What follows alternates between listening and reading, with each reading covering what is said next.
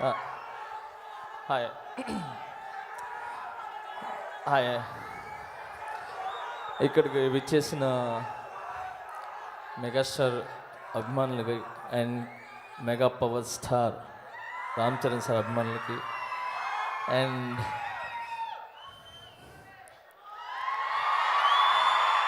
Power star అభిమానులకి టోటల్గా mega family అభిమానులందరికీ చాలా చాలా ధన్యవాదాలు అండ్ కంగ్రాచులేషన్స్. అండ్ ఎక్కువ ఏం మాట్లాడను, చాలామంది ఉన్నారు మాట్లాడడానికి. రెండు మాటలు. రామ్ చరణ్ సార్ అంటారు, బట్ నేను చరణ్ అన్న అంటాను. చరణ్ అన్న మన ఇండస్ట్రీకి దొరకటం ఒక అదృష్టం.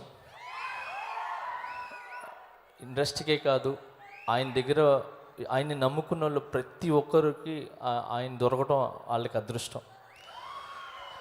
ఎందుకు చెప్తున్నాను ఈ మాట అంటే, లాస్ట్ టైం నేను ఇదే స్టేజ్ మీద ఉన్నప్పుడు మన డాన్సర్స్కి హెల్త్ ఇన్సూరెన్స్ చేపిస్తా అని చెప్పారు చరణ్ సార్. సో అలాంటిది ఈరోజు సేమ్ ఇదే ప్లేస్కి వచ్చాను నేను. సో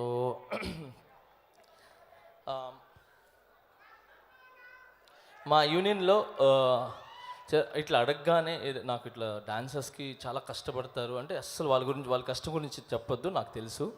ఏం కావాలంటే వాళ్ళకి హెల్త్ ఇన్సూరెన్స్ ఉంటే బాగుంటుందని అని చెప్పాను.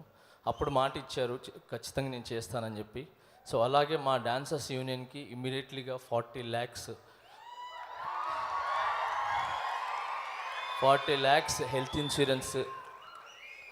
నాకు హ్యాపీ ఏంటంటే మా యూనియన్లో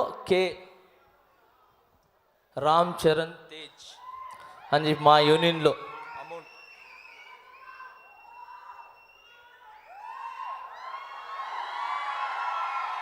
40 lakhs.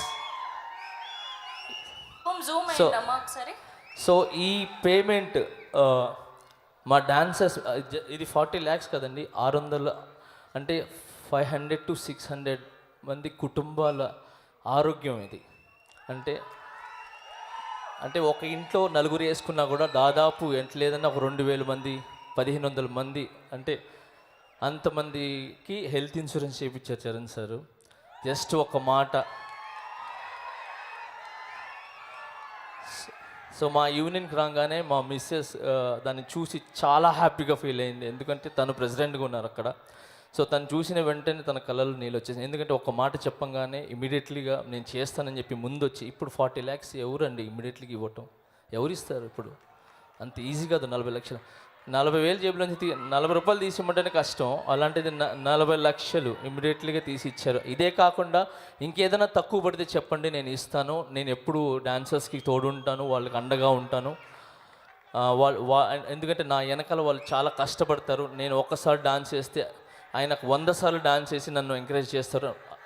నాట్ ఓన్లీ మీ, ప్రతి ఒక్క హీరోకి వాళ్ళు చేస్తారని చెప్పి 40 లక్షలు. ఇది ఒక్కటి నేను మనస్ఫూర్తిగా చెప్పడం అని చెప్పి నా తరపు నుంచి మా వైఫ్ ప్రెసిడెంట్గా చెప్పమన్నారు. మా యూనియన్ మొత్తం కూడా చరణన్న, మా యూనియన్ మొత్తం కూడా మీకు రుణపడి ఉంటుంది. డాన్సర్స్ యూనియన్ వాళ్ళందరితో కూడా మీ చేతుల మీదకి వాళ్ళకి హెల్త్ కార్డ్స్ తీసుకోవాలని వాళ్ళు వెయిట్ చేస్తున్నారు.